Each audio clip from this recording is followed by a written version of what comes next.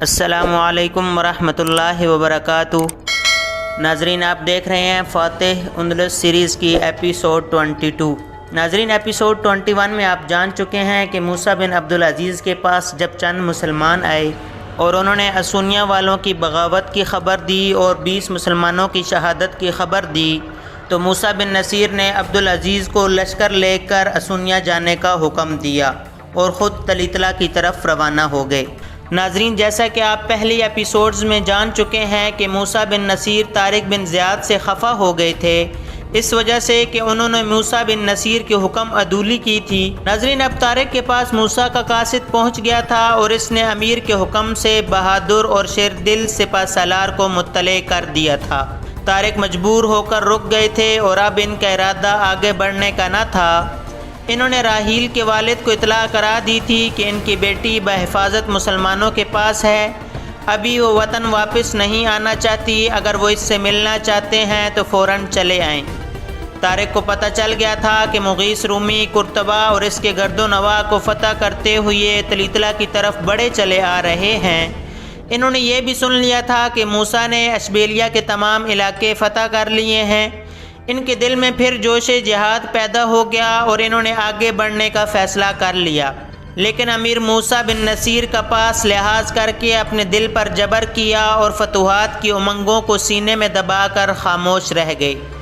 کچھ عرصہ بعد مغیث رومی وہاں پہنچ گئے اور انہوں نے مشورہ دیا کہ اس وقت عیسائی مرغوب ہو رہے ہیں، جس طرف بڑھتے چلے جائیں گے فتح ہوتی جائے گی اور اس طرح سارے اندلس پر مسلمانوں کا قبضہ ہو جائے گا۔ چنانچہ انہوں نے ان کے مشورے پر عمل کیا اور آگے بڑھ کر مدینۃ السالم، القلعہ اور کستہ وغیرہ کو فتح کر کے دریائے غار الغارہ تک پہنچ گئے۔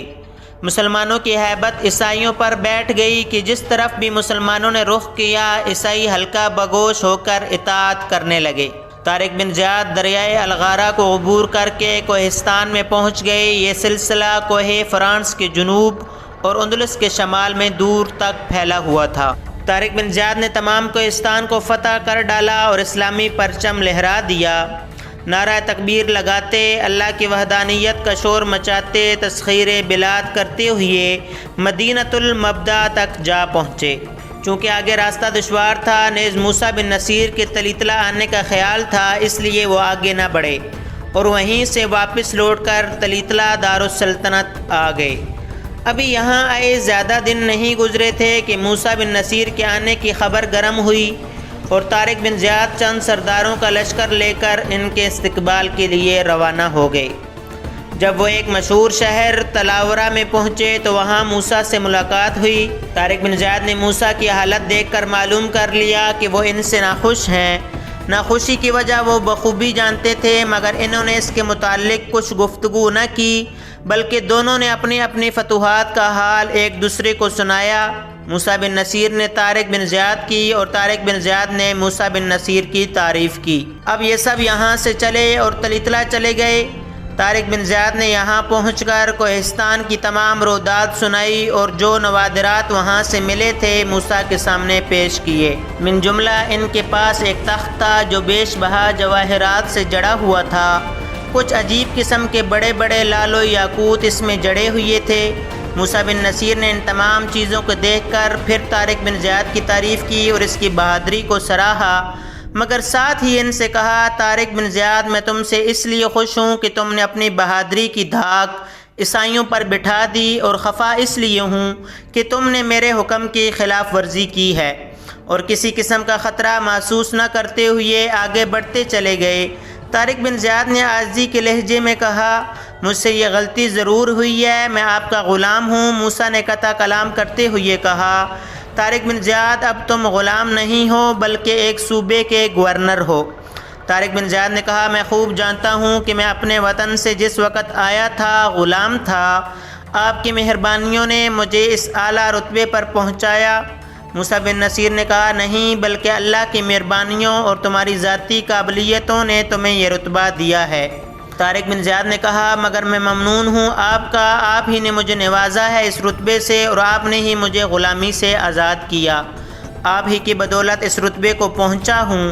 موسیٰ بن نصیر اس میں شک نہیں کہ تم غلام تھے مگر مسلمان ہو کر تم میرے اور تمام مسلمانوں کے بھائی بن گئے ہو۔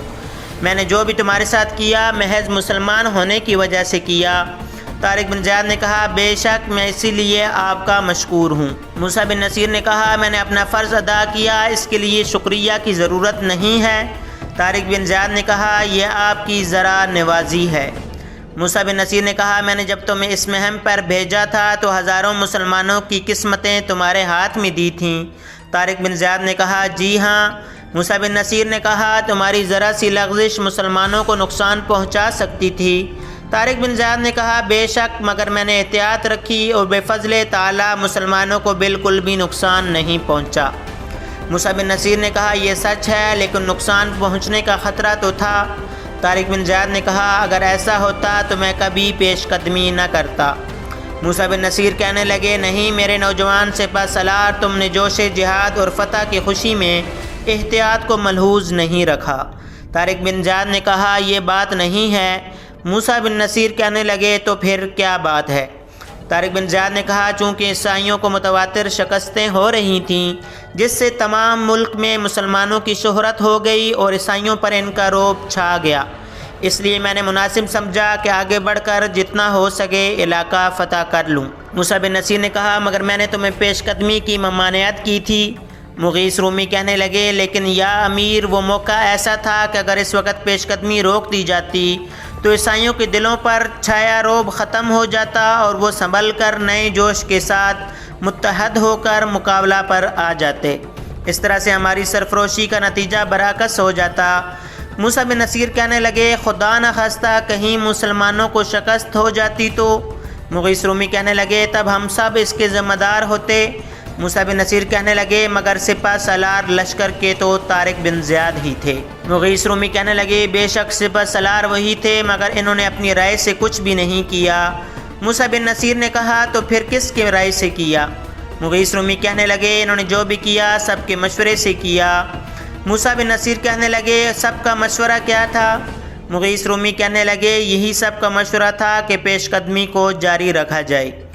موسیٰ بن نصیر کہنے لگے کیا یہ مشورہ صحیح تھا؟ مغیث رومی کہنے لگے جو نتائج برآمد ہوئے ہیں اس سے تو یہی ثابت ہوا ہے کہ نہایت موزوں مشورہ تھا۔ موسیٰ بن نصیر پھر کہنے لگے میں بھی یہی کہتا ہوں کہ اگر شکست ہوتی تو مسلمانوں کا کیا حشر ہوتا؟ مغیث رومی کہنے لگے نہایت برا۔ موسیٰ بن نصیر کہنے لگے اس کی ذمہ داری کس پر ہوتی؟ مغیث رومی کہنے لگے ان تمام لوگوں پر جو اس مشورے میں شامل تھے۔ موسیٰ بن نصیر نے کہا نہیں بلکہ صرف طارق پر اس کی ذمہ داری عائد ہوتی کیونکہ وہ لشکر کے سپہ سالار تھے۔ مغیث رومی کہنے لگے یہ سچ ہے مگر انہوں نے جو بھی کیا خالص اللہ کے لیے کیا نہ کہ نمود و نمائش کی غرض سے۔ موسیٰ بن نصیر نے کہا میں اسے مانتا ہوں، مجھے خوب معلوم ہے کہ یہ پرجوش اور بہادر نوجوان ہے مگر اس بہادری اور جوش کے ذام میں 12,000 مسلمانوں کو خطرے میں ڈال دیا تھا۔ مغیث رومی مگر اللہ نے ہماری مدد کی، ہم اس خطرے سے نکل آئے ہیں۔ موسیٰ بن نصیر کہنے لگے بے شک اللہ نے اسے کامیابی دی ہے مگر وہ اس عہدے کے قابل نہیں ہیں۔ اس وقت تمام سردار وہاں موجود تھے، انہوں نے ان کی گفتگو سے یہ اندازہ لگایا کہ وہ طارق کو ان کے عہدے سے معزول کرنا چاہتے ہیں۔ علی بن ربیع نے کہا مجھے تو نہیں لگتا کہ طارق سے کوئی ناعاقبت اندیشی کا مظاہرہ ہوا ہے۔ حیات سردار بھی کہنے لگا میں بھی یہی سمجھتا ہوں، اس لیے کہ اگر وہ پیش قدمی کو روک دیتے تو عیسائی دوبارہ حملہ آور ہوتے۔ موسیٰ بن نصیر نے کہا میں یہ تسلیم کر چکا ہوں مگر تم سب یہ بات تو مانو کہ طارق نے حکم عدولی کی ہے۔ مغیث رومی کہنے لگے یہ سچ ہے۔ موسیٰ بن نصیر نے کہا میں طارق کو معزول کرتا ہوں۔ طارق بن زیاد نے کہا مجھے اس بات کا کوئی دکھ نہیں ہوگا بلکہ میں خالد بن ولید کی طرح ایک سپاہی بن کر جہاد کروں گا۔ موسیٰ بن نصیر نے کہا مگر میں تمہیں قید کا حکم دیتا ہوں اور تم قید میں رہو گے۔ طارق بن زیاد نے کہا اور مسلمانوں کا ہر کام اللہ کی طرف سے ہوتا ہے، ممکن ہے مجھ سے کوئی غلطی سرزد ہوئی ہوگی، اسی لیے اللہ کی طرف سے یہ قید و بند کی صعوبتیں آئی ہیں، میں ان کو جھیلوں گا۔ مغیث رومی نے موسیٰ بن نصیر سے کہا مگر ایسے جنباز کو قید کر کے اس کا دل تو نہ توڑیں۔ طارق بن زیاد نے مسکرا کر کہا نہیں اس سے میرا دل نہیں ٹوٹے گا، میں سمجھتا ہوں کہ امیر کو چونکہ مسلمانوں کا زیادہ خیال ہے اس لیے ان کی شفقت ان سے ایسا کروا رہی ہے۔ موسیٰ بن نصیر نے کہا بالکل یہی بات ہے۔ طارق بن زیاد نے کہا میں خوب سمجھتا ہوں۔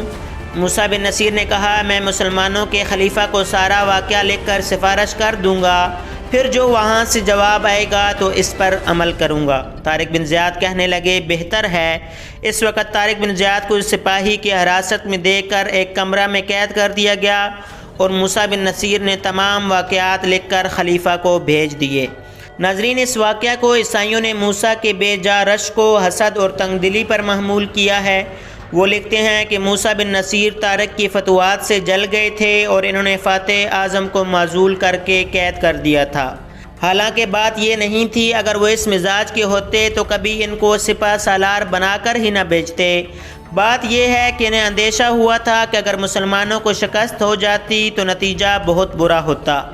اس کے علاوہ یہ بات بھی تھی کہ ان کا عدول حکمی کی وجہ سے اوروں کو بھی اس کی جرأت ہو جاتی، اس لیے جو کچھ بھی انہوں نے کیا وہی مناسب تھا۔ ناظرین، فاتح اندلس سیریز کا سلسلہ جاری ہے۔ امید ہے آج کی ویڈیو آپ کو پسند آئی ہوگی۔ اگر ویڈیو پسند آئی ہو تو لائک شیئر کریں اور کمنٹ باکس میں اپنی رائے ضرور دیں۔ ملتے ہیں اگلی ویڈیو میں۔ اللہ حافظ۔